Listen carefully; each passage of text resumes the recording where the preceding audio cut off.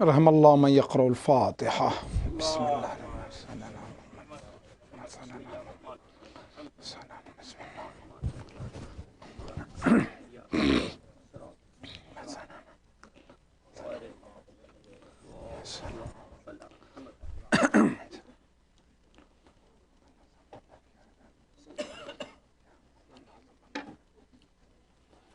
نماز جماعت کے تعلق سے ایک مسئلہ آپ جانتے ہیں کہ اگر درمیان میں گیپ ہو تو نماز جماعت قائم نہیں ہوتی، اتصال نہیں ہوتا ہے۔ تو یہ ہم عشق و ولایت محمد و آل محمد کی نماز ہی پڑھ رہے ہوتے ہیں اس مجلس کی صورت میں۔ یہ جو درمیان میں گیپ ہے اس سے اتصال ختم ہو جاتا ہے، لہٰذا اس گیپ کو فل کر لیجیے، آگے آ جائیے۔ صلوات پڑھیں بآواز بلند۔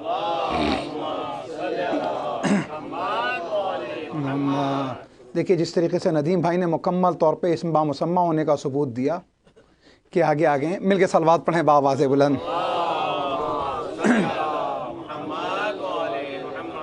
لا حول ولا قوة الا باللہ العلی العظیم۔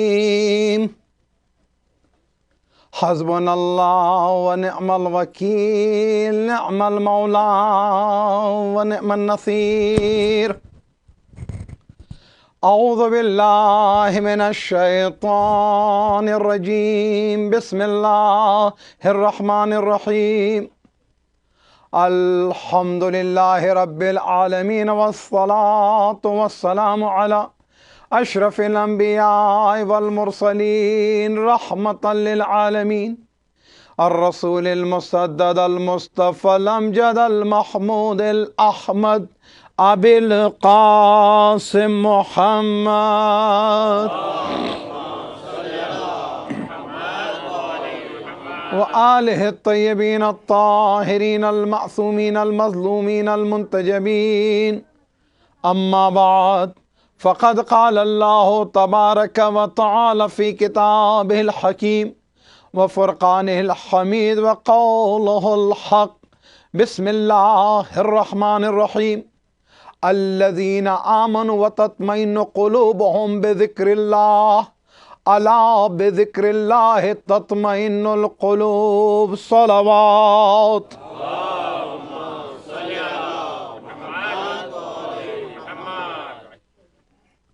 خدا کا ذکر اطمینان قلب کا ذریعہ ہے۔ اسی موضوع کے تحت مجلس دوسرے مرحلے میں داخل ہوئی۔ سورہ رعد کی آیت ہے، اس کا نمبر 28 ہے۔ اس کے فائدے، اس کی شان نزول، اس کی تفسیر، اس کی تفصیل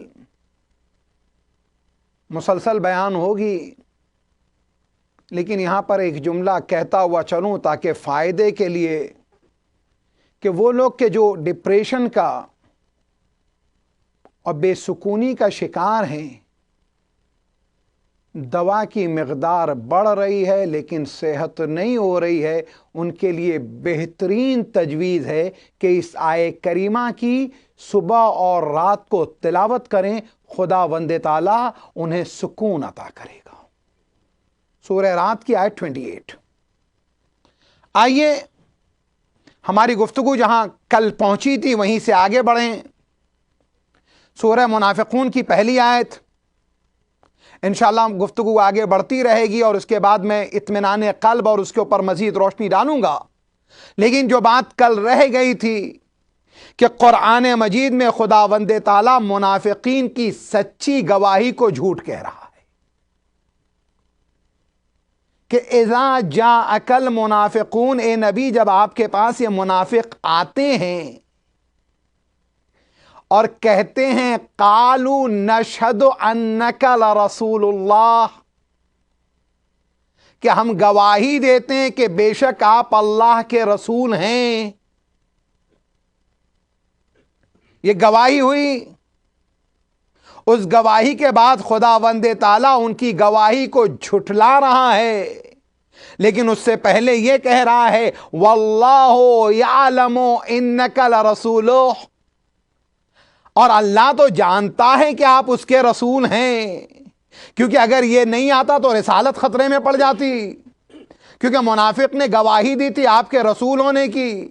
قرآن کی آیت اگر فوراً آ کے کہہ دیتی کہ منافق جھوٹے ہیں، ان کی گواہی جھوٹی ہے، یہ جھوٹ بول رہے ہیں، یہ غلط کہہ رہے ہیں، تو قرآن سے ثابت ہو جاتا کہ نعوذ باللہ رسول نہیں ہے، اس لیے کہ قرآن نے خود کہا۔ لہٰذا قدرت نے کیا کیا؟ دو گواہیوں کے درمیان اپنے علم کو رکھا اور اس کے بعد کہا کہ یہ اللہ کے علم میں تو ہے کہ آپ رسول ہیں، لیکن اب اللہ گواہی دے رہا ہے کہ بے شک منافق جھوٹے ہیں۔ کل میں نے تینوں کو بتایا تھا نا کہ مومن وہ ہے کہ جس کا عقیدہ بھی حق اور جو بولتا ہے وہ بھی سچ۔ کافر وہ کہ عقیدہ باطل لیکن بول رہا ہے سچ۔ منافق وہ کہ جس کا عقیدہ بھی باطل ہے، جھوٹ بھی بول رہا ہے۔ تب آپ نے دیکھا کہ اس کے سچ کو جھوٹ کہا جا رہا ہے، جبکہ کائنات کا دوسرا سب سے بڑا سچ نبی کی رسالت ہے۔ کائنات کا دوسرا سب سے بڑا سچ، اس لیے کہ پہلا سب سے بڑا سچ خدا کی ذات ہے، دوسرا سب سے بڑا سچ نبی کو نبی ماننا ہے۔ تو منافق نے اعلان کر دیا، گواہی دے دی، لیکن قرآن مجید نے کہا کہ یہ سچے نہیں، جھوٹے ہیں۔ اب آئیے ہمارے اور آپ کے ذہن میں یہ بات رہے۔ اب یہیں پر ایک چیز اور بھی کہتا چلوں، تو سچ کسے کہا جاتا ہے؟ جہاں زبان اور دل میں رابطہ ہو۔ جہاں دل اور زبان کا رابطہ ختم ہو جائے تو اسے سچ نہیں کہا جاتا۔ قرآن کی زبان میں جھوٹ ہے، شریعت کی زبان میں جھوٹ ہے۔ خدا جو اجر دے رہا ہے سچ بولنے کا، وہ اس سچے کو جھوٹا کہہ رہا، کیونکہ دونوں میں رابطہ نہیں ہے۔ تو پتہ چلا اگر زبان آپ کے جسم کا ساتھ نہ دے، زبان اگر آپ کی دل کی کیفیت کا ساتھ نہ دے، تو آپ قرآن کی زبان میں جھوٹے کہلائے۔ اب آئیے منافق کی کچھ پہچان سرکار ختمی مرتبت فخر موجودات حضرت محمد مصطفیٰ صلی اللہ علیہ وآلہ وسلم نے بیان فرمایا۔ آپ کہتے ہیں علامات المنافق ثلاثہ۔ خدا وند تعالی ہم سب کو نفاق سے، منافقت سے محفوظ رکھے، اس لیے کہ مومن منافق نہیں ہو سکتا۔ ہاں، منافق کے لیے مومن ہونے کے چانسز ہیں، لیکن یہ دعا کرتے رہنا چاہیے، کوشش کر، لیکن صرف دعاؤں سے مسئلے حل نہیں ہوتے۔ رسول نے فرمایا کہ 3 علامتیں ہیں منافق کی۔ بعضیزو ہاتھ کو جوڑ کر میں آپ سے کہہ رہا ہوں، میں رسول کی زبان سے بیان ہونے والی حدیث بیان کر رہا ہوں۔ اس حدیث کے آئینے میں ہمیں اپنے آپ کو دیکھنا ہے کہ ہم کہاں کھڑے ہوئے۔ رسول نے فرمایا منافق کی 3 علامتیں: اذا حدث فکذب، جب بولتا ہے تو جھوٹ بولتا ہے، جب بولتا ہے تو جھوٹ بولتا ہے۔ صبح ہوتی ہے جھوٹ سے، دوپہر ہوتی ہے جھوٹ سے، رات ہوتی ہے جھوٹ سے۔ عزیزو یاد رکھیں، خدا سے بھی رشتہ مضبوط نہیں رہتا جھوٹے کا۔ اور اگر کوئی جھوٹ بولتا ہے تو فیملی لائف میں بھی پرابلم ہوتے ہیں، کاروبار میں بھی پرابلم ہوتا ہے۔ ہم نے یہ سمجھا کہ جھوٹ سے کاروبار ہمارا بہتر ہوگا۔ ایک جملہ آگے بڑھ کے اور کہوں گا، حدیث کو بعد میں مکمل کروں گا۔ یاد رکھیے گا، اگر رشتے کی بنیاد جھوٹ پر ہو تو رشتہ ناکام ہوتا ہے، کاروبار کی بنیاد اگر جھوٹ پہ ہو تو کاروبار میں فیلئر ہوتا ہے۔ تو پتا چلا اگر علم کی بنیاد جھوٹ پر ہو تو علم کے اندر نتیجہ نہیں مل پاتا۔ تو پتا چلا اب ہمیں سب سے سچ بولنا ہے، باپ سے سچ بولنا ہے، بیوی سے سچ بولنا ہے، بیٹے سے سچ بولنا ہے، پڑوسی سے سچ بولنا ہے، کاروبار جن سے کر رہے ہیں ان سے سچ بولنا ہے۔ عزیزو دنیا بھی دیکھ رہی ہے، امام بھی دیکھ رہے ہیں، خدا بھی دیکھ رہا ہے، رسول بھی دیکھ رہا ہے۔ ہم اگر اپنے مزاج کو نہیں بدلیں گے تو یاد رکھیے گا آخرت خراب تو ہو رہی ہے، لیکن معاملہ یہ ہو رہا کہ دنیا میں بھی ہماری بدنامی ہو رہی ہے۔ کس طریقے سے ہو رہی ہے؟ میرے ایک دوست نے پچھلے دنوں مجھ سے سوال کیا، مولانا میری سمجھ میں نہیں آتا ہے کہ کچھ مومنین ایسے بہت پریکٹسنگ ہیں لیکن جھوٹے۔ پریکٹسنگ اور جھوٹا بہت بڑا کنٹرڈکشن ہے۔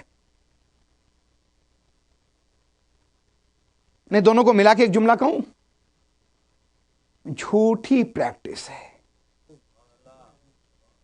کیونکہ پریکٹس اور جھوٹ جمع نہیں ہو سکتے۔ اب اس پریکٹس کو کہا جائے گا جھوٹی پریکٹس ہے۔ کیا کہنے لگے؟ میں 3 بھائی کو جانتا ہوں۔ ایک بھائی ہے بہت زیادہ پریکٹسنگ، بہت دیدار، داڑھی بھی چہرے کے اوپر ہے، نمازی بھی ہے، مولائی بھی ہے، عبادت گزار بھی ہے۔ ہم نے بڑی تقسیم کر لی شیعت کے اندر اب، بڑی تقسیم کر لی کہ یہ نمازی ہے، یہ اصولی ہے، یہ فلاں، یہ فلاں ہے. ان اصطلاحات کا نام لیتے ہوئے بھی ڈر لگتا ہے، کئی مرتبہ صلوات پڑھے گا بآواز ہے.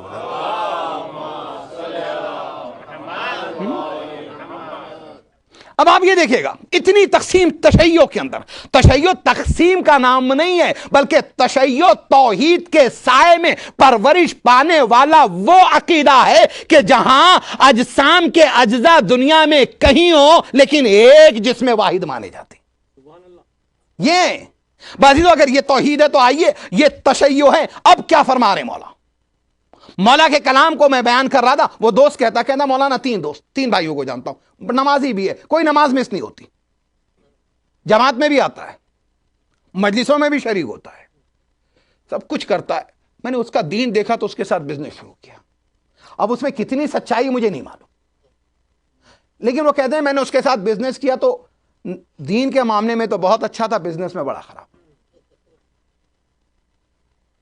جو اس نے مال بھیجنے کے لیے کہا وہ مال نہیں بھیجا. اچھا ایک بات کہیں، ہم بھی جو عبادت کر رہے ہیں ایک مال وہاں بھیج رہے ہیں. ہمیں جو عبادتیں کر رہے ہیں، نمازیں جو پڑھ رہے ہیں، مجلسیں جو شریک اس میں ہو رہے ہیں، یہ سب ہمارا مال بھیجا جا رہا ہے. اس لیے کہ اگر مال بھیجا نہیں جا رہا تو قرآن مجید میں کیوں کہا جا رہا وَمَا تُقَدِّمُوا لِأَنفُسِكُمْ خَيْرًا تَجِدُوهُ عِندَ اللَّهِ، جو کچھ تم اعمال کر کے یہاں سے بھیج رہے ہو اس کو خیر کی صورت میں اپنے رب کے پاس پاؤ گے. جتنا بھیج رہے ہو اتنا نہیں پاؤ گے، بیٹر پاؤ گے. اور کس طرح بیٹر دیا جا رہا؟ کبھی 1 کا 10 دیا جا رہا ہے، کبھی 1 کا 70 دیا جا رہا، کبھی 1 کا 100 دیا جا رہا، کبھی 1 کا 1000 دیا جا رہا. معبود یہ ریٹ ہماری سمجھ میں نہیں آیا، تو ریٹ مقرر کر دے، یا تو 1 کا 10 ہوگا، یا 1 کا 70 ہوگا، یا 1 کا 100 ہوگا، یا 1 کا 1000 ہوگا، یا 1 کا 10,000 ہوگا، یا 1 کا 1 لاکھ ہوگا. پروردگارا ویسے ہی تیرے دین کے اوپر حملے ہو رہے ہیں، ہمارے جوان بچے ہم سے سوال کرتے ہیں. یہ بڑا کنفیوزنگ معاملہ ہے کہ یا تو 1 کا 10 ہوگا. یہ کیسی مارکیٹ اس نے رکھی ہے؟ کوئی پرائس کنٹرول نہیں یہاں پر، کوئی پرائس کنٹرول نہیں. 1 کا 10 کا بھی، 1 کا 100، 1 کا 70 کا نہیں، 1 کا 10 بھی ہے، 1 کا 70 بھی ہے. عزیزو یاد رکھیں جس طرح کا مال جاتا اس طرح سے اس کی قیمت بڑھتی جاتی ہے. جتنا خلوص کی مقدار بڑھتا جاتی ہے اتنا ثواب کی مقدار بھی بڑھتی جاتی ہے. صلوات پڑھیں بآواز بلند.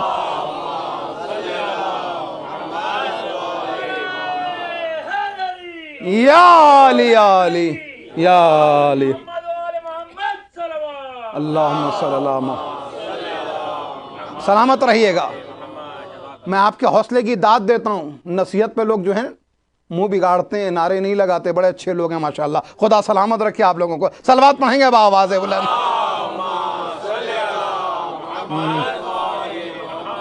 اور بلکہ شاعر نے بھی کہا کہ غرور زہد نے سکھلا دیا ہے زاہد کو، غرور زہد نے سکھلا دیا ہے زاہد کو کہ بندگان خدا پہ زباں دراز کرے. تو بہرحال عزیزان گرامی معاف کیجئے گا، تو مال کی جو کوالٹی اس کے حساب سے قیمت مقرر ہوتی ہے نا.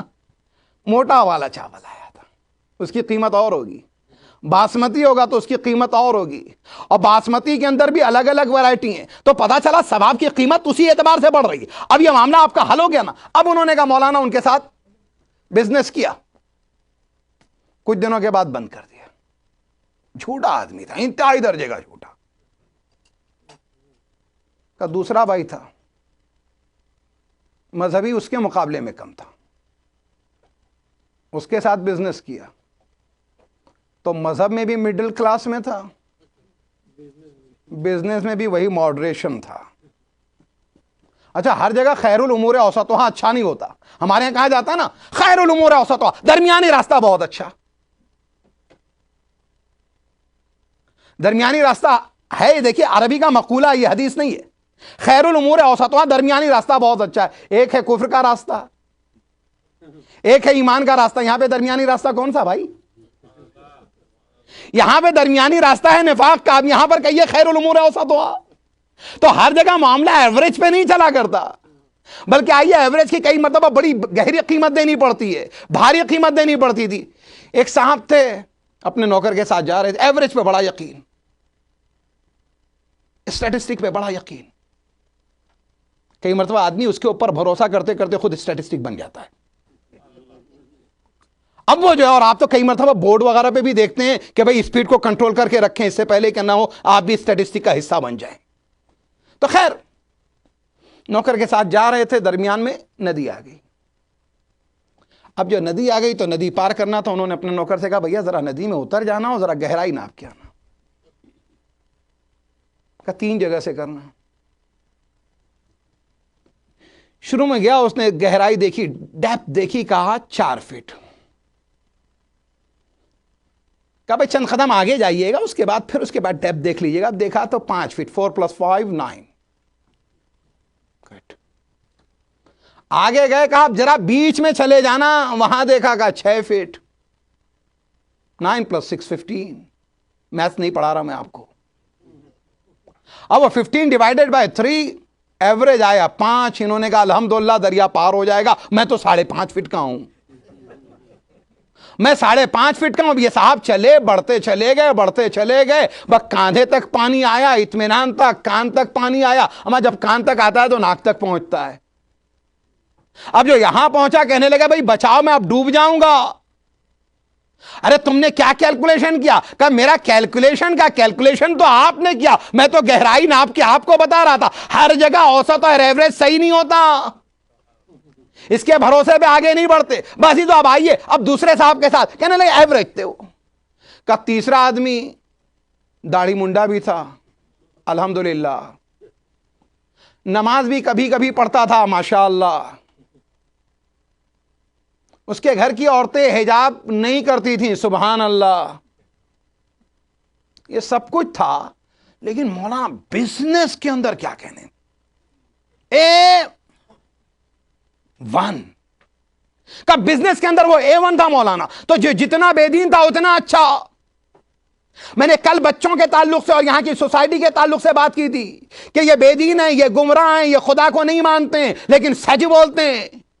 تو عزیزو یاد رکھیے گا، بے دین کے سچ بولنے سے سچ خراب نہیں ہو جاتا. دیدار کے بے عمل ہونے سے دیداری خراب نہیں ہوتی. اس آدمی کا انڈیویجول کا فیل ہے. اب اسے دلیل بنا کے ہم بے دینی کے دروازے اپنے لیے نہ کھولیں. تو آئیے اگر آپ کی بات یہ سمجھ میں آ گئی تو اب میں واپس چلاؤں. میں کہاں تھا؟ وہاں تھا کہ اذا حدث فکذب. منافق کی پہلی علامت یہ ہے کہ وہ جھوٹ بولتا ہے، جب بولتا ہے جھوٹ بولتا ہے. عزیزو اگر رشتوں کو مضبوط کرنا چاہتے ہو تو اپنی بیوی سے بولنا تو سچ بولنا، اپنے بچوں سے بولنا سچ بولنا. پتہ نہیں میری نظر سے ایسی روایت نہیں گزری لیکن لوگوں نے یہ پڑھا بھی، لوگ ہم سے بیان بھی کرتے ہیں. کہا ہم نے سنا ہے کہ سب سے جھوٹ بولنے کی اجازت نہیں ہے، بیوی سے ہے. یہ لیجیے صاحب، بیوی سے جھوٹ بولنے کی اجازت ہے. خیر جس دن میں حدیث پڑھ لوں گا تو انشاءاللہ میرے لیے بھی آسانی ہو جائے گی. صلوات پڑھیں بابا سے بولوں.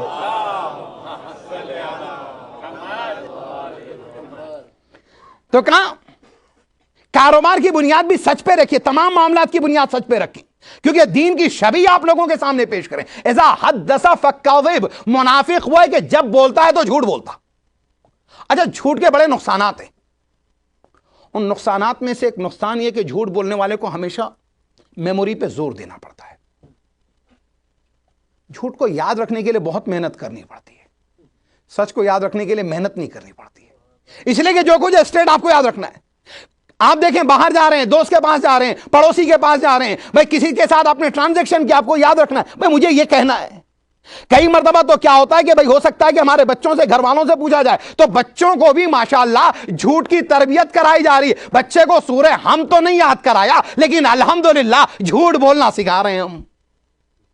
اور جب ایک دن بچہ ہم سے جھوٹ بولتا ہے تو اس وقت کہتے ہیں کہ بھئی یہ دیکھو بڑا بدتمیز ہو گیا ہے مولانا، اب ہم سے جھوٹ بولنے لگا. اما جو بوئیں گے وہی تو کاٹیں گے. اگر بچے کو کل دوسروں سے جھوٹ بولنا سکھایا تھا تو آج آپ سے جھوٹ بولے گا. یاد رکھیں تربیت کی بات آئی، تربیت کی بات درمیان میں آتی رہے گی، میرا موضوع نہیں ہے، لیکن ہم کئی مرتبہ جانے انجانے میں اپنے بچوں کو وہ چیز سکھا رہے ہیں کہ جس کے نتیجے میں کل ہمیں پریشانی کا سامنا کرنا پڑتا ہے. یہاں کا مجھے نہیں معلوم لیکن ہماری انڈیا اور پاکستان کی سوسائٹی کے اندر الحمدللہ انقلاب اسلامی ایران کے بعد، علماء کی آمد کے بعد، دینی رجحان بڑھنے کے بعد، شبہائے جمعہ میں دعائے کمیل کے پڑھے جانے کے بعد، مجلسوں کے ہونے کے بعد، اصلاحی مجالس کے ہونے کے بعد، کتابوں کے ترجمے ہونے کے بعد، بچوں کی کلاسز ہونے کے بعد، مدرسوں کے ہونے کے بعد، مدرسوں کے نتائج اتنے اچھے نکلے کہ شاعر کہتا ہے کہ راہوں میں جب چراغ مکاتب کے جل گئے، راہوں میں جب چراغ مکاتب کے جل گئے،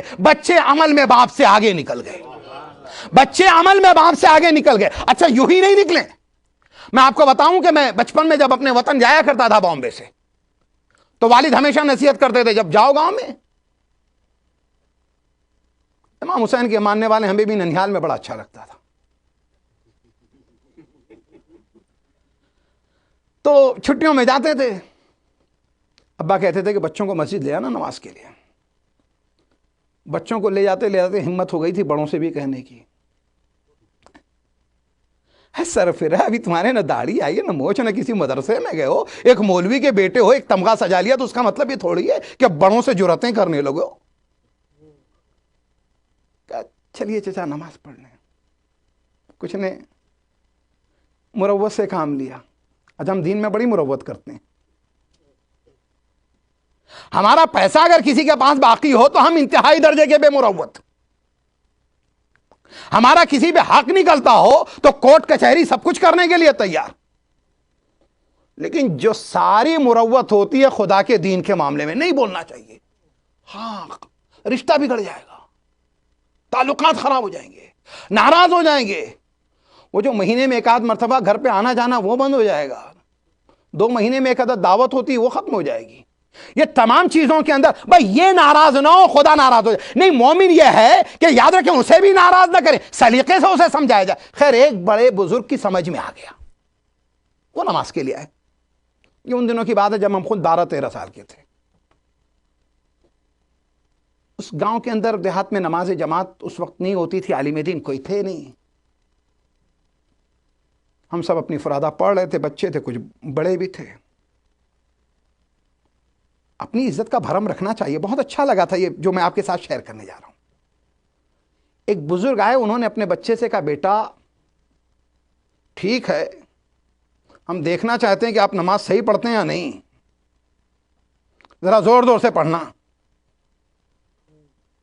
زور زور سے پڑھنا۔ بچے نے زور زور سے پڑھنا شروع کیا، نیت کی، کہا اللہ اکبر، بسم اللہ الرحمن الرحیم، آہستہ سے باپ بھی کہہ رہا تھا بسم اللہ الرحمن الرحیم۔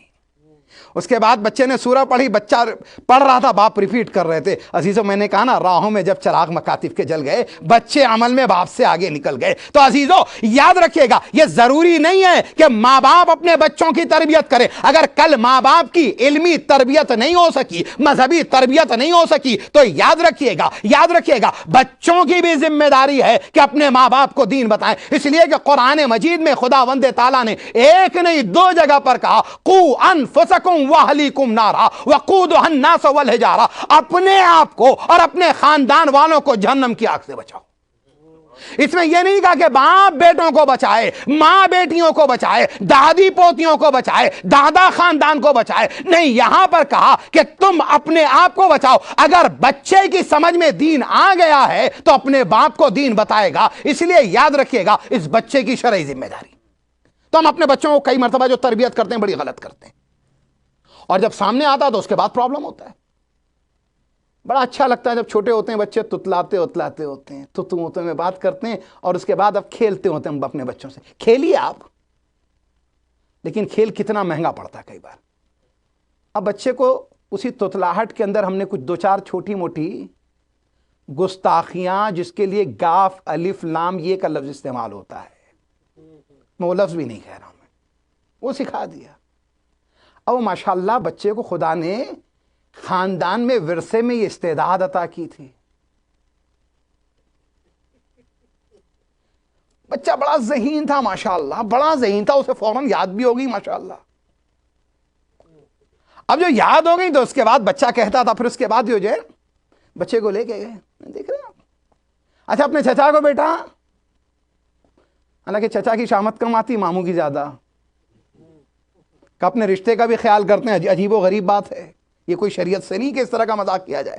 اب وہ جو ماموں کے اوپر ہاتھ صاف کر رہے ہیں, ماموں کو بول رہے ہیں, اب یہ بچہ تھا, چھوٹا تھا, 4 سال کا تھا, 6 سال کا تھا, 8 سال کا تھا, بول رہا تھا, اب ہو گئے بالغ. نماز روزے کے اعتبار سے نہیں ہوئے تھے, اس لیے کہ ابا ہی نہیں پڑھ رہے تھے تو بچے کیسے پڑھتے. لیکن ہاں بالغ ہو گئے تھے, کالج میں چلے گئے, یونیورسٹی میں چلے گئے. اب اس کے بعد کسی دن بچے کا دماغ تھوڑا ناراض سا تھا اور موسم بھی تھوڑا گرم تھا, ایسا لگا جس نے کیسے کسی نے اس کے سر کے اوپر لا کے سورج رکھ دیا. اب وہ بچہ اس دن بہت موڈ اس کا خراب تھا, داخل ہوا, ابا نے کچھ کہہ دیا, ابا کو بھی 2-4 سنا دی. اب ابا پورے گاؤں میں, پوری بستی میں کہہ رہے ہیں کہ کتنا ناراض ہے, کتنا بدتمیز ہے, کتنا نالائق ہے, گالی بکتا ہے. ارے آپ ہی نے تو سکھایا تھا, اگر کل اپنے بچے کو قرآن پڑھنا سکھاتے تو آپ کا بچہ قرآن کی تلاوت کرتا. اپنے بچے کو اذان سکھائی ہوتی تو آپ کا بچہ اذان دے رہا ہوتا. اپنے بچے کو دعائیں سکھائی ہوتی تو آپ کا بچہ دعائیں پڑھ رہا ہوتا. عزیزو یاد رکھیں, یہ معاملہ عام پبلک کا ہے, لیکن عام پبلک کئی مرتبہ اس کے ذریعے سے دوسروں کو امپریس کرتی, ہمیں اور آپ کو, علماء کو بھی کرتی, مولویوں کو. ایک بار ایسے ہی ایک جگہ جانا ہوا, ایک جشن تھا, ایک محفل تھی, جشن وغیرہ ختم ہوا تو بچوں سے الیک سلیک, آپ نے دیکھا ہی ہوگا میرا چند دنوں میں جو مزاج ہے. خیر ایک صاحب اپنے بچے کو لے کے آئے, بٹھایا گود میں. سنت نبوی ہے بچوں کے ساتھ اچھا سلوک کیا جائے. ایسا تو نہیں ہمارے ہاں, کیونکہ ہمارے ہاں ایک پہلا زمانہ ایک عجیب سا تھا, یعنی دیکھو ہٹو بچو, جناب, قبلہ, سرکار, حضرت, باداب, باملازہ, ہوشیار, مولوی صاحب آ رہے ہیں 2-4 جلادوں کے ساتھ. اگر کوئی سامنے آ گیا تو گردن اڑ جائے گی. بھئی یہی تو مولوی کا خاکہ تھا. میں اتنا خطرناک قسم کا مولوی کا خاکہ تھا کہ لمبی لمبی عمریں پا جاتا تھا مولوی. کیوں؟ کہ ملک الموت بھی آتے ہوئے ڈر رہا تھا. کہ جو تھوڑا سا کمزور ہو جائے گا تو اس کے بعد ہم چلے جائیں گے. خیر بہرکیف اب ہم گئے تو ہمارے پاس ایک بچے کو لایا گیا. اس کے بعد ایک صاحب نے کہا مولانا سے شیخ ہینڈ کر لو, مطلب شیخ ہینڈ کر لو. کہا مولانا سے شیخ ہینڈ کر لو. میں نے کہا بھیا سید ہینڈ کر لو, شیخ ہینڈ نہیں کیجیے گا, کیونکہ بندہ جو ہے سید ہے اور سر پہ اس وقت ماما بھی ہے. اچھا یہ تو ہو گیا. ہم جب اردو بول رہے ہیں, آپ ماشاءاللہ مجھے بہت اچھا لگا, یہاں بہت اچھے بچے ہیں جو اردو بول رہے ہیں, اور بڑی خوشی ہوئی کہ آج جب نوحہ خوانی اور مرثیہ خوانی ہو رہی تھی تو کچھ لوگوں کے ہاتھ میں جو بیاض تھی اس میں اردو میں لکھا ہوا تھا, پڑھنے پہ آپ کی تعریف, اس کے نمبر ہیں 50, اردو کے اندر 50 مارکس. اس لیے کہ اردو میں آپ کے بچے پڑھ رہے ہیں, بڑی بات ہے. اور میں ان والدین کو داد دوں گا, سلامی دوں گا کہ وہ اپنے بچوں کو یہ زبان سکھا رہے ہیں. اور زبان بچی تو یاد رکھیے گا دین بچا, دین بچا تو یاد رکھیے گا مذہب بچا, اخلاقیات بچے. اپنے مذہب کو, اپنی زبان کو, اپنے کلچر کو بچا کے رکھیں. ماشاءاللہ آج وہ دور ہے کہ لوگ بار بار عراق کے لیے زیارت کے لیے جا رہے ہیں. آغا سیستانی سے آپ مل رہے ہیں, آغا بشیر سے آپ مل رہے ہیں, آغا سعید الحکیم سے آپ مل رہے ہیں, جو مل کے آئے. مہاراجہ نے آپ سے کہا اپنی زبان کی حفاظت کیجیے, اپنی تہذیب کی حفاظت کیجیے. جو مل کے نہیں آئے تو ان سے پیغام دیا گیا. اچھا پیغام کے معاملے میں یاد رکھیے گا, ہم جب وہاں جا رہے ہوتے ہیں, ہم سے کوئی مجتہد یہ کہہ رہا ہوتا ہے کہ جب جانا تو اپنے شہر میں جا کے مومنین کو سلام کہنا, تو اگر تم نے سن لیا تو تم پر واجب ہے پہنچانا, کھلی ولی نہیں ہے. کہ سن لیا پہنچائیں گے, نہیں پہنچائیں گے. کیا فرق پڑتا ہے؟ پہلی رات میں بہت فرق پڑنے لگتا ہے.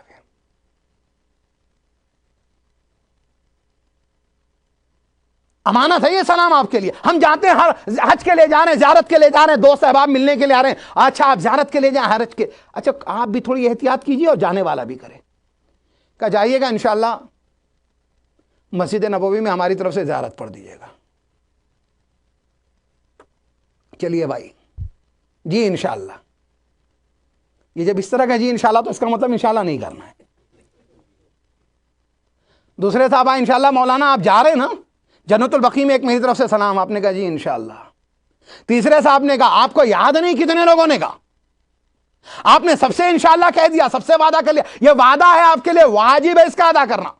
لہذا کہنے والوں کا بھی ایک سلیقہ ہو اور وعدہ کرنے والے کو کیا کرنا چاہیے. ایک شرعی مسئلہ آپ کے سامنے بتا رہا ہوں, ورنہ ہم پر کتنے وہ ہیں جو ذمہ داریوں کا بوجھ ہم نے اپنے کاندھے پہ رکھا, گردن پہ رکھا, جس کے لیے ہمیں جواب دینا اور ہمیں خیال ہی نہیں ہے. کہنے والوں کو یہ کہنا چاہیے کہ آپ زیارت کے لیے جا رہے ہیں، جب زیارت کریں گے اگر یاد رہا تو مجھے شامل کر لیجئے گا. کہنے والوں کو خیال کرنا چاہیے اگر یاد رہا تو مجھے شامل کر لیجئے گا. اور اس کے بعد جب ہم سے کہا جائے تو ہم یہ کہیں گے کہ ہاں ہم آپ کو کوشش کریں گے کہ آپ کو شامل کر لیں. یا تو لکھ لیں، بہتر ہے کہ لکھ لیں.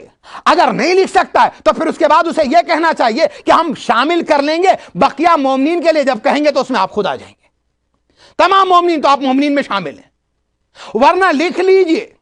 تو وہاں جب آپ کو مرزا کہتا ہے کہ ڈیلس جائیے گا سلام کہیے گا مومنین کو، اما سلام کی ذمہ داری کتنی ہے؟ یہیں پر ایک جملہ کہوں، جب امام رخصت آخر کے، میں مصائب پہ نہیں آیا ہوں لیکن نقطہ آپ کے حوالے کرنے جا رہا ہوں. جب امام رخصت آخر کے لیے چوتھے امام کے پاس آئے تو چند وصیتیں کی، تو ان میں سے ایک چیز یہ بھی تھی کہ میرے لال جب تم مدینے جانا تو میرے شیعوں کو سلام کہنا. چوتھے امام نے آنے کے بعد مدینے میں شیعوں کو سلام کہا پھر میرے شیعوں سے کہنا کہ جب ٹھنڈا پانی پیئیں تو میری پیاس کو یاد کریں. یہ حسین کا دو پیغام تھا، ایک امام نے دوسرے امام کو دیا، امام نے قبول کیا، امام نے امام تک پہنچایا، اگلے امام نے پہنچایا. عجیب بات تھی، میسج ایک کو دیا گیا تھا، آنے والے تمام ائمہ نے اس پیغام کو پہنچایا. اور یہی وجہ جب عزاداری کے تعلق سے بحث ہوتی ہے، واجب ہے، سنت ہے، کرنا چاہیے، نہیں کرنا چاہیے، کتنی ہونی چاہیے، اٹ از ٹو مچ، بہت زیادہ ہو گیا، وقت کہاں سے لائیں، کتنا پیسہ خرچ کیا جائے، کتنا وقت خرچ کیا جائے، اس کے فائدے کتنے ہیں، اس کے بینیفٹ کتنے ہیں، اس سے ہمارے بچوں کو کیا مل رہا ہے، ہماری نسل کو ہزارہا سوال. اپنی بیٹی کی شادی پہ بہت خرچ کیا تھا، کوئی سوال نہیں. اپنے بچے کی برتھ ڈے کے اوپر جو ہے برگر سب کو کھلا دیا، کوئی مسئلہ نہیں. 50% حلال 50% حرام. آپ کہیں کوئی چیز آدھی حلال ہوگی آدھی حرام ہوگی، یہ کیسے؟ یا تو پوری حلال پوری حرام، کیونکہ جس طرح کی ہماری تحقیق ہوتی تو آدھا ہی تو ہوگا. بہرحال اس موضوع پہ پھر بات ہوگی غذا کے تعلق سے اور غذا کے اثرات کے تعلق سے. بہرحال میسج کے تعلق سے کیا ہے، میں کوئی اس کے جواب نہیں دوں گا. ایک جملہ، شریعت کا قاعدہ ہے کہ جب کوئی سلام کہے تو سلام کا جواب، بھئی سلام کا جواب واجب ہے یا سنت؟ کہ میاں سلام کرنا سنت ہے، سلام کا جواب دینا واجب. کہ اگر کسی ایک کو ایڈریس کیا گیا تو اس پر واجب. کہ اگر مجمع میں بیٹھے ہوئے ایک آدمی انٹر ہوا، اس نے کہا سلام علیکم، اچھا سلام بھی اپنا درست کر لیں. ایک تو پاکستان کی جیو نیوز کے چینل والا سلام کا السلام وہاں سے لیتے ہیں، پھر مولانا سے سن لیا السلام علیکم، دونوں ملا کے بڑا گاڑا والا سلام کر دیا، غلط. جیو بھائی السلام علیکم نہیں بھائی، السلام علیکم غلط ہے. یا الف لام کے ساتھ ہوگا السلام علیکم، اسے معرفہ کہتے ہیں عربی میں. زیادہ کہیں گے تو مشکل ہو جائے گی، اس لیے کہ 20-20 سال حوزے میں لوگ عربی پڑھتے ہیں، اس کے بعد مشکل ہو جاتی ہے. 45 منٹ 50 منٹ کی مجلس کے اندر کیا عربی سکھائی جائے گی؟ ابھی ہم اپنی اردو ہی درست کر لیں. کیا السلام علیکم یا سلام علیکم؟ اچھا السلام علیکم بہتر ہے یا سلام علیکم؟ تو سلام علیکم بہتر ہے. قرآن مجید کے اندر جنت میں داخل ہونے والے مومنین کو فرشتے جو سلام کریں گے، قرآن میں 3 مقامات پر آیا، ہر جگہ کہا گیا سلام علیکم بما صبرتم، تم پر سلام ہو، جنت میں داخل ہو جاؤ، یہ صبر کا اجر ہے. تو دیکھا کہ جنتیوں کا سلام کیا ہے؟ سلام علیکم. اب سلام علیکم آپ کی سمجھ میں آ گیا، تو اب ہمارا سلام درست ہو گیا. اچھا مجمع میں ہم نے سلام کیا، اب مجمع میں سلام کیا تو پھر اس کے بعد شرعی مسئلہ یہ کہ کوئی ایک جواب دے دے تو سب بچ گئے، کوئی نہ دے تو سب مارے گئے. اب جب یہاں پر واجب کفائی والی بات آتی کہ کوئی ایک بھی نہ جواب دے تو سب مارے گئے، تو اب پتا چلا کہ ہمارا معاشرے کا لنک کتنا ہے کہ اگر کوئی ایک نیکی کرتا ہے تو اس سے ثواب بہتوں کو پہنچتا ہے، اور اگر کوئی ایک برائی کرتا ہے تو اس کا اثر بھی دوسروں پر مرتب ہوتا ہے. آنکھ میں تکلیف ہے تو کیوں دل بیٹھا جا رہا ہے؟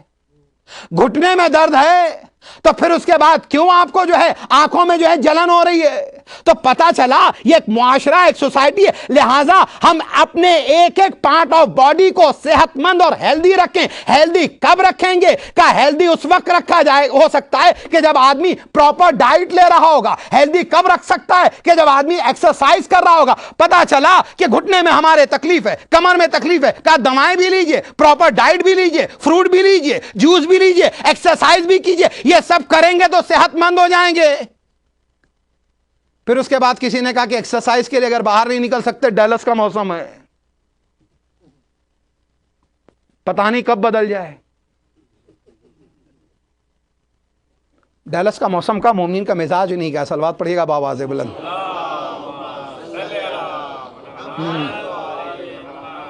کہ لہذا اس بات کا بڑا خیال کیجئے گا. تو کہا ٹھیک اگر باہر نہیں نکل سکتے تو ایک چیز ہے گھر میں لائی جاتی ہے, ایک مشین. کیا ہے؟ ٹریڈ مل. ہم سے بھی بچوں نے کہا تھا کچھ دنوں پہلے کہ ہم آپ کو گفٹ کر دیتے. ہم نے نہ کیجئے گا, خدا را نہ کیجئے گا. کیوں؟ ہم نے کہا ہر گھر میں اس مشین کا ہم نے مقدر دیکھا ہے. ہر گھر میں اس مشین کا ہم نے مقدر دیکھا. جب شروع میں آتی ہے, ابا کو دیکھا, دادا کو دیکھا, چچا کو دیکھا, بھانجے کو دیکھا, تختہ مشق لائن لگی ہوئی ہے. ہاں ٹانگیں چل رہی ہیں, ہاتھ چل رہا ہے, ایکسرسائز ہو رہی ہے, لائن میں کھڑے ہوئے, ٹھہرو ٹھہرو ٹھہرو, تھوڑا اور تھوڑا تھوڑا تھوڑا. 2 ہفتے کے بعد وہاں ٹاول رکھا ہوا ہے, تولیہ سوکھ رہی ہے, کپڑے سوکھ رہے ہیں, ختم. یہی ہوتا نا.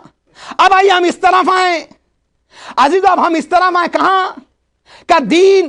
تو پراپر ایکسرسائز ہو, ڈائٹ ہو, پرہیز کیا جائے, یہ تمام چیزیں ہیں. وقت پہ اٹھا جائے, وقت پہ سویا جائے. عزیزو اب اگر اس طرح سے رہیں گے تو تمہارا جسم صحت مند رہے گا. بھائی یہی تو شریعت نے تم سے کہا کہ تمہاری روح کی کچھ غذائیں ہیں, تمہاری روح کی کچھ ایکسرسائز ہیں, تمہارے دین کے کچھ قواعد ہیں, کچھ کرنا ہے کچھ نہیں کرنا ہے, کچھ ڈوز ہیں کچھ ڈونٹ ہیں. انہیں کر لو گے تو تمہاری روح صحت مند رہے گی. بات سمجھ میں آ گئی؟ اب آئیے ہم واپس آئیں تو سلام کا جواب مجمع میں ہے تو ایک دے دے گا کافی ہو گیا. بقیہ سلام کے بقیہ تفصیلی موضوع ہیں, ان تمام پہ نہیں جانا. لیکن اب میں واپس آ رہا ہوں. امام نے کہا میرے لال مدینے جانا, میرے شیعوں کو سلام کہنا. سلام ہم تک بھیجا گیا, اب سلام کا جواب ہے واجب. اب عزاداری سنت ہے, سنت مؤکدہ ہے, واجب ہے, فرض ہے, واجب فوری ہے, واجب عینی ہے, واجب تخیری ہے, واجب کفائی ہے, واجب موسع ہے, واجب مضیق ہے. مولانا یہ کتنی آپ نے باتیں کر دی مجھے پتہ ہی نہیں ہے. اسی لیے تو کہا تھا میں نے, آپ کو نہیں پتا اسی لیے تو سب کہا تھا. کیوں کہ ایک بستی میں ایک مولوی صاحب گئے. اچھا ہنستے ہنستے ساری باتیں آپ تک پہنچانی تاکہ ہضم بھی ہو جائے. کہ ایک بستی میں ایک مولانا کہیں سے چلے گئے تو لوگوں نے کہا مولانا بہت دن سے ہمارے پاس کوئی مولانا نہیں تھا, مولانا تھوڑی مجلس پڑھ دیں, تقریر کر دیں. مولوی صاحب یار وہ تو تقریر سے بھاگتے تھے کہ ضروری تھوڑی کہ ایک عالم و خطیب بھی ہو. لیکن یاد رکھیں خطیب کا عالم ہونا ضروری ہے, تب دین کو فائدہ پہنچتا ورنہ نقصان پہنچتا ہے. تربیت ضروری ہے. ہم بغیر تربیت کے اپنے بزنس کے کاؤنٹر میں کسی آدمی کو نہیں کھڑا کرتے. ہم بغیر کسی تربیت کے کسی بچے کے ہاتھ میں اپنی پچھلی 25 سال کی پرانی گاڑی اس کے ہاتھ میں نہیں کرتے کہ اس کی جان بھی خطرے میں ہوگی, گاڑی بھی نقصان میں ہوگی. تو پتا چلا 25 سال 20 سال پرانی گاڑی اس کے حوالے نہیں کرتے, اور ہم اپنے پورے معاشرے کو ان بے دین اور لا علم لوگوں کے حوالے کر دیتے ہیں جنہیں نہ قرآن کی خبر ہوتی ہے, جنہیں نہ حدیث کی خبر ہوتی ہے, نہ جنہیں دن کا مزاج معلوم ہوتا, جو یہ نہیں جانتے کہ حسین کیا چاہ رہے ہیں, حسین کے مقاصد کیا تھے, حسین کے اہداف کیا تھے, اہل بیت تم سے کیا چاہ رہے. اہل بیت کا پیغام پہنچانے کے بجائے وہ اپنا ذاتی پیغام پہنچا رہا. لہذا جو تربیت امت کے لیے آئے پہلے اسے اپنی تربیت کی ضرورت ہے. تو آپ نے سمجھ لیا اس بات کو میری. اب میں آگے بڑھتے ہوئے تو اپنی تربیت کی ضرورت ہے. تو اب مولانا سے کہا مولانا تقریر کریں, بڑی مشکل سے بٹھا دیا. اسی طرح کی مشکل کے ساتھ جو آج ہم راستے میں ہمیں دیر ہو گئی مغربین میں, تو مغرب کی دوسری رکعت میں پہنچے, نماز ہو رہی تھی اور میں چاہ رہا تھا کہ کوئی دیکھے نہیں.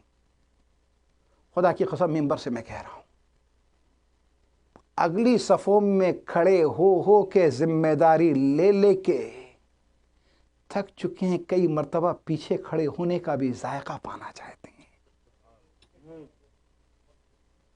ताकि कभी वो तकब्बुर, वो रऊनत ना आने पाए जो दीन को तबाह कर देती है, इंसान को तबाह कर देती है, मुआशरे को तबाह कर देती है, रिश्तों को ख़त्म कर देती है, अहले बैत को नाराज़ कर देती है।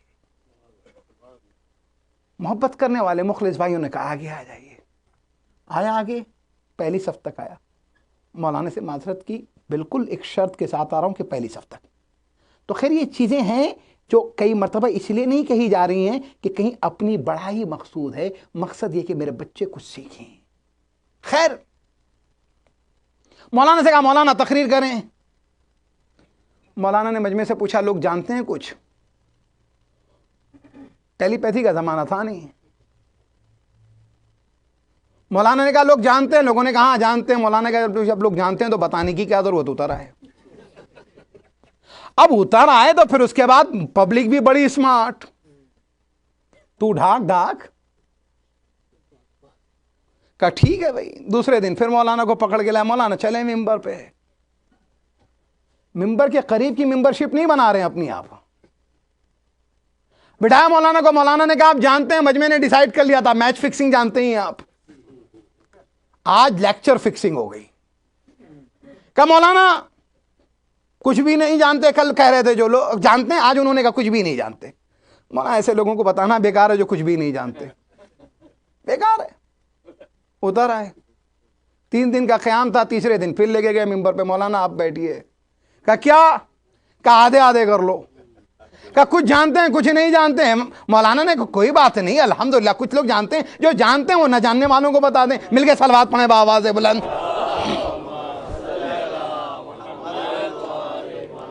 हाँ मैं इतना जानता हूं कि सलवात इसी तरह पढ़ी जाएगी।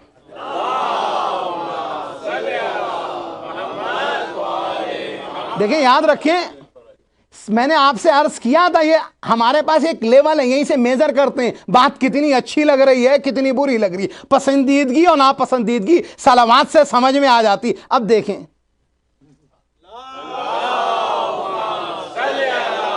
मोहम्मद वाले मोहम्मद।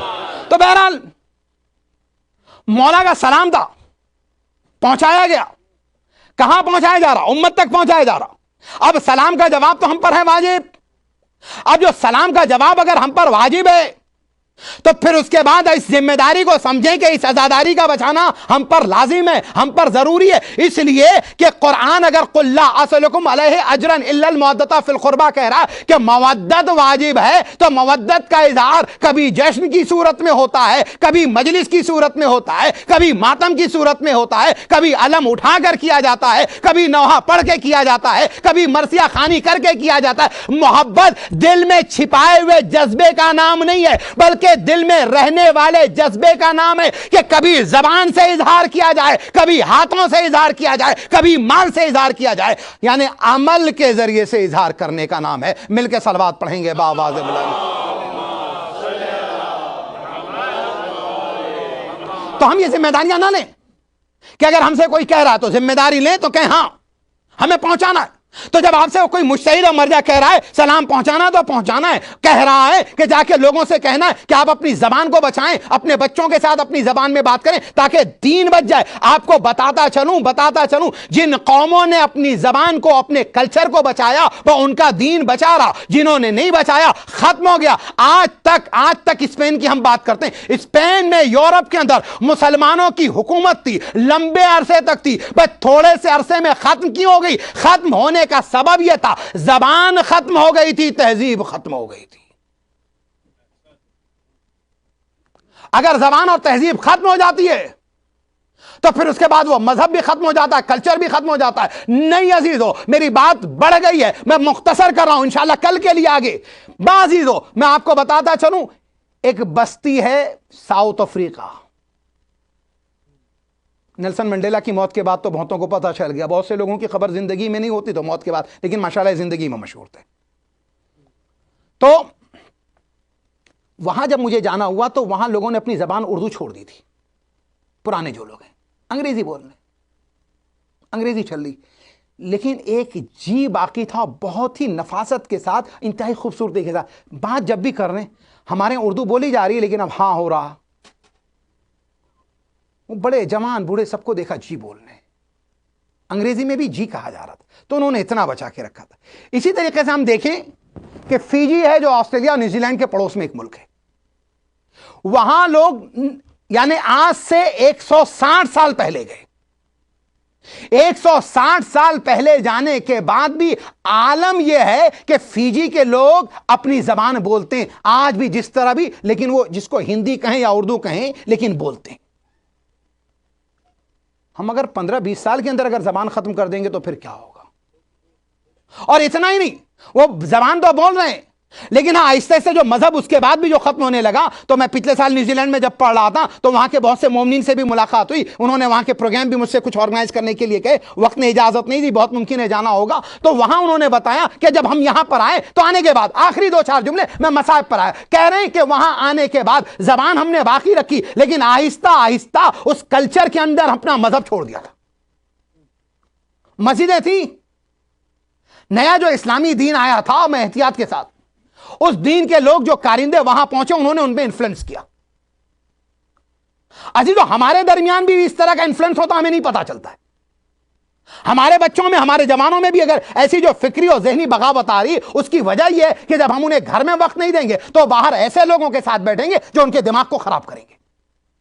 اور یا اگر وہ ہم سے سوال کر رہے ہوتے ہیں تو ہم ان کے سوال کا جواب نہیں دے پاتے. سوال کا جواب نہیں دے پاتے تو ہم ناراض ہو جاتے ہیں. ناراض ہوتے ہیں بچہ دور ہو جاتا ہے. بچوں کو دور نہیں کیجیے گا, ناراض مت ہوئیے گا. بچوں کو جواب دینا ہے تو یاد رکھیے آپ اپنے دین کو اتنا سمجھ لیجئے کہ بچوں کو جواب دینے کے لائق بن جائیے. ایک شاعر ہیں اردو کے,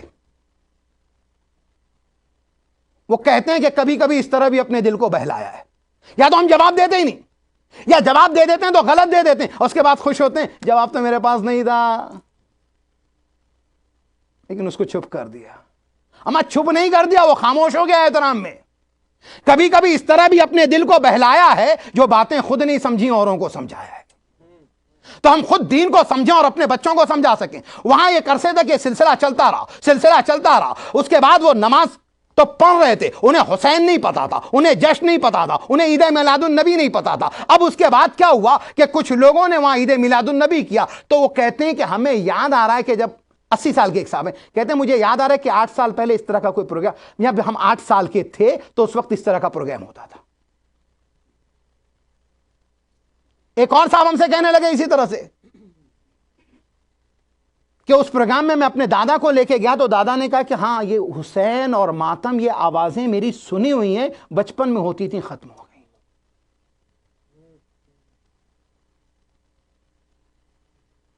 ہجرت کے سفر میں کچھ پایا ہے, کچھ کھویا ہے. اگر دین کی قیمت پہ دنیا نہیں کائنات مل جائے تو عزیزو اسے ٹھوکر مار دینا, کیونکہ دین بہت قیمتی شے ہے.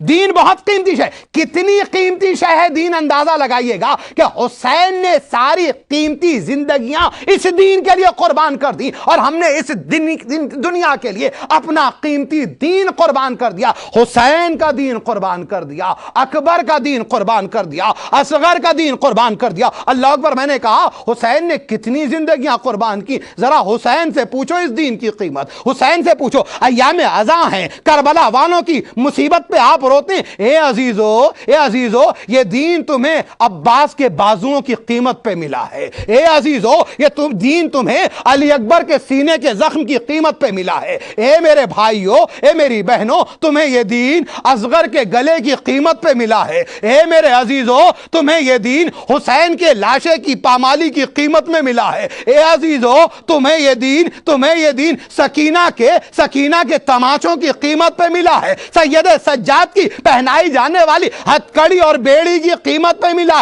اے میری بے حجاب بہنوں, ارے یہ ایام زینب اور سکینہ کے ہیں, حجاب ترک نہ کرنا, کیونکہ یہ دین تمہیں زینب اور سکینہ کی چادر کی قیمت پہ ملا. اللہ اکبر, اللہ اکبر. ہاں عزیزو سکینہ کے ایام چل رہے ہیں. کل شب شہادت ہے. شب شہادت میں مصائب میں آپ کی شہادت کے پڑھوں گا. دن میں آپ نے مصیبت سنی, کل آپ نے مصیبت سنی. عزیزو سکینہ سکینہ کی اگر مسلسل بھی مصیبت بیان کی جائے تو کم نہیں ہے. ہاں اللہ اکبر, 4 سال کی سکینہ, 4 سال کی سکینہ, ہاں عزیزو اس میں مصیبت کے پہاڑ سکینہ پہ توڑ دیے گئے. ارے کیسی مصیبت عزیزو, میں 2 جملے کہوں اور مثال آپ کے سامنے پیش کر دوں. میں 2 جانوروں کو دیکھ کر تڑپ جاتا ہوں. ایک جب گھوڑا دیکھتا ہوں تو روتا ہوں, جب ایک اونٹ دیکھتا ہوں تو تڑپ جاتا ہوں. عزیزو میں بتاؤں, میرے بچوں کو بتاؤ, بڑے تو سمجھ گئے ہوں گے.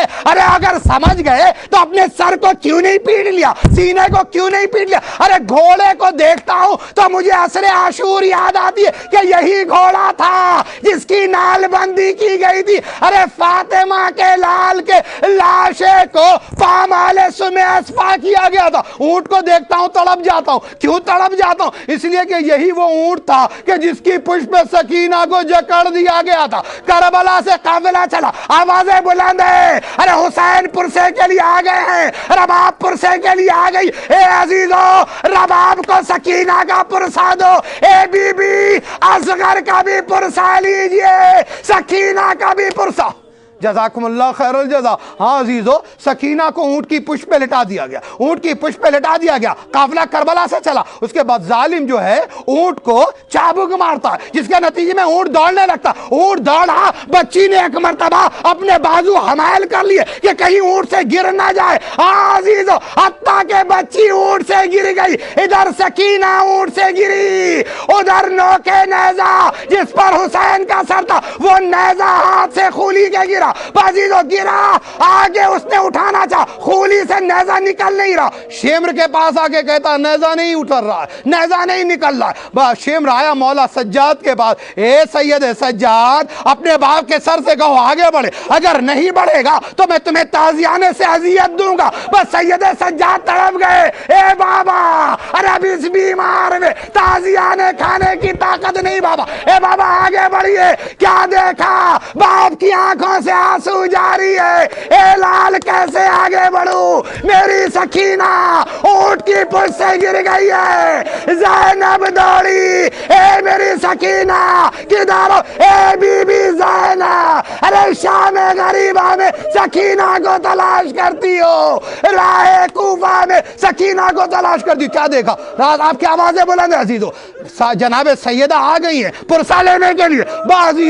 عزیزو زینب آگے بڑھی. کیا دیکھا کہ ایک نقاب پوش بی بی ہے, نقاب پوش بی بی ہے, اس کی گود میں سکینہ بیٹھی ہے. کہے بی بی تیرا شکریہ, اس بچی میں تو نے بڑا رحم کیا, ورنہ اس بچی کو جس نے دیکھا تماچے مارے, تازیانے مارے. ایک مرتبہ نقاب پوش بی بی نے کہا, اے زینب, ارے مجھے نہ رحم آئے گا تو کسے آئے گا. اے بیٹی, ماں کو نہیں پہچانا, یہ تیری ماں فاطمہ زہرا ہے جو تیرے ساتھ ساتھ چل رہی ہے. زینب نے روداد مصیبت بیان کی, سکینہ کو لیا, لے کے چلی. ادھر انتظار ہو رہا تھا. شمر نے جیسے ہی سکینہ کو دیکھا, اونٹ وہی ہے. ایک مرتبہ سکینہ جسے پہلے اونٹ پر لٹا دیا گیا تھا, آخری جملے سر و سینہ پیٹ دینا. بازیزو میں نے مجلس تمام کی.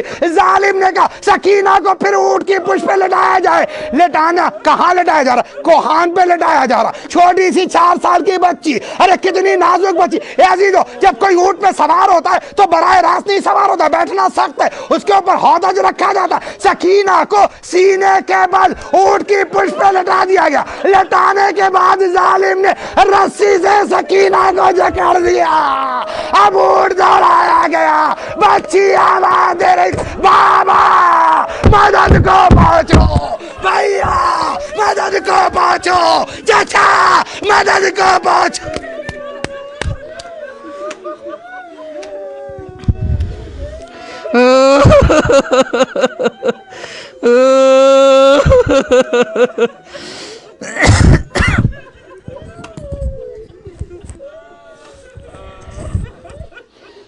سيعلم الذين ظلموا أي منقلب ينقلبون. ألا لعنة الله على القوم الظالمين. बाज़ीज़ो इसी अपनी कैफियत के साथ, इसी गिरिए की कैफियत के साथ, इसी गिरिए की कैफियत के साथ हम दुआ के लिए हाथ बुलंद करेंगे और सब मेरे साथ अम्मा युजीब पढ़ेंगे, उसके बाद दुआ करेंगे। इसलिए कि सकीना की मजलूमियत का वास्ता देना है अजीजो, लैला की दुआ का वास्ता, ज़ैनब की दुआ का वास्ता, सकीना की दुआ का वास्ता, उस बीबी की दुआ का वास्ता कि जिसका पहलू शिकस्ता है, जिसके बाल सफेद हो गए, अरे जिसकी कमर झुक गई है, अरे उस सैयदा का वास्ता, उस बीमार का वास्ता कि खुदा बीमारों को शिफा दे। डॉक्टर शाकिर मुखी बीमार हैं और दीगर तमाम मरीजों की शिफायाबी के लिए बीमार करबला का वास्ता दो, बीमार मदीना का वास्ता दो, जो आसा के सहारे से मदीने के दर पे आती थी, इंतजार कर रही थी, मेरा भैया अकबर आ रहा, मेरा भैया असगर आ रहा, मेरा बाबा हुसैन आ रहा। आओ हाथों को बुलंद करें, मेरे साथ पढ़ें, हाथों को बुलंद करें अजीजों, इसलिए कि यहां से कोई खाली हाथ नहीं जाएगा। हुसैन हुसैन तुम्हारे नाम से हम मांग रहे, अरे तुम्हारे असगर के नाम से मांग रहे, सकीना का वास्ता दे, हाथों को बुलंद करके कहेंगे अल्लाहुम्मा सल्ली अला मुहम्मद व आले मोहम्मद। बाजी तो आपकी आवाज बुलंद रहे। अम्मा युजीबुल मुस्तर्रा इज़ा दआहु व यक्शिफुस्सू, मिलके हमें बोहम अम्मा युजीबुल अम्मा युजीबुल मुस्तर्रा इज़ा दआहु व यक्शिफुस्सू, अम्मा युजीबुल मुस्तर्रा इज़ा दआहु व यक्शिफुस्सू, अम्मा युजीबुल मुस्तर्रा इज़ा दआहु व यक्शिफुस्सू। सब मिलके कहेंगे इलाही में परवरदिगारा तुझे वास्ता मोहम्मद वाले मोहम्मद का, तुझे वास्ता अहले बैत अतहार का, हमारे इन आंसुओं को कबूल फरमा। इस तरह नहीं अजीजों, इस तरह नहीं, इसलिए कि भूखे और प्यासे हुसैन की आवाज पूरे मख्तल ने सुनी। आपने तो खाना खाया है, आप में से कोई प्यासा तो नहीं है। इस तरह कहो कि करबला जो जा रहे हैं ज़ाहिरीन, उन आवाजों में तुम्हारी आवाज शामिल हो जाए। आओ करबला तक आवाज पहुंचाए, ए हुसैन हमारा सलाम कबूल कीजिएगा। आओ अजीजों, परवरदिगारा हमारी आजादारी को कबूल फरमा, परवरदिगारा हमारी तौफीकात में इजाफा फरमा, करीम हमारे गुनाहों को माफ फरमा, हम सबको हज ज़ियारत नसीब फरमा, मरीजों को शिफा अता फरमा, वो तमाम मरीज जिनके अस्मानियत में उन सबको शिफा अता फरमा, डॉक्टर शाकिर मुखी को शिफा अता फरमा, करीम हमारी जिस्मानी बीमारियों को दूर फरमा, हमारी लिसानी बीमारियों को दूर फरमा, हमारी रूहानी बीमारियों को दूर फरमा।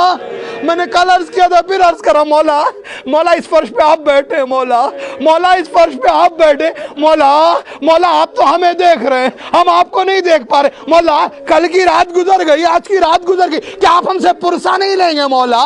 मौला अगर पुरसा लेने आए हैं तो मौला पुरसा देने वाला अरे कांधे पे सर रख के पुरसा देता। ए मौला हम गुनहगार हैं, लेकिन हमें आपके कांधे पर सर रख के पुरसा देने की इजाजत।